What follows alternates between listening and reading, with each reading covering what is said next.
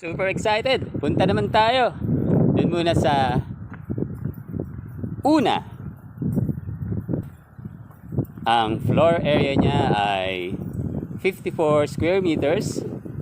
Ang typical lot area niya ay 88 square meters. Kitang-kita ang ebidensya.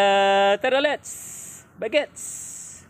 Tapos, ayan po ang itsura ng una. Yan.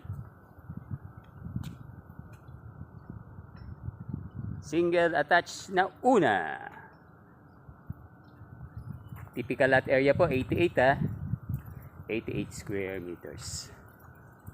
Tara, pasok na po tayo para makita nyo po ang kagandahan ng loob ng una.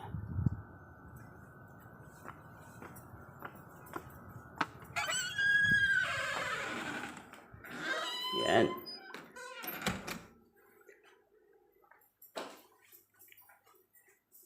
Merong ref. Dito nilagay. Tsaka yung oven. Electric stove.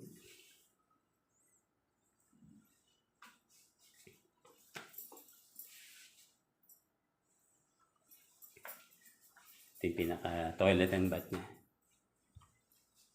May space pa sa likod. Yun.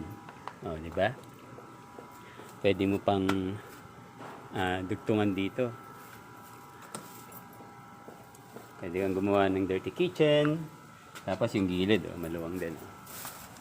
Lalo na kung yung lot area niya ay hindi 88. Kung ang lot area na nakuha mo ay nasa 100 to 150 square meters, mas okay.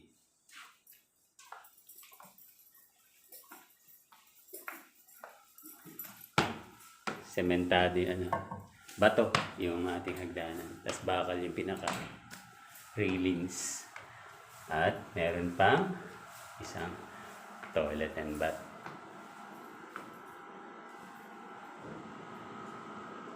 Three bedrooms.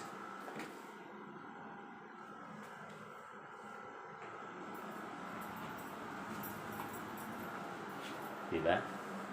Woo! Napakaganda. Huwag na po kayo magpatumpik-tumpik. Huwag na po kayo magpa-delay-delay. Mag-invest na po kayo sa First Park.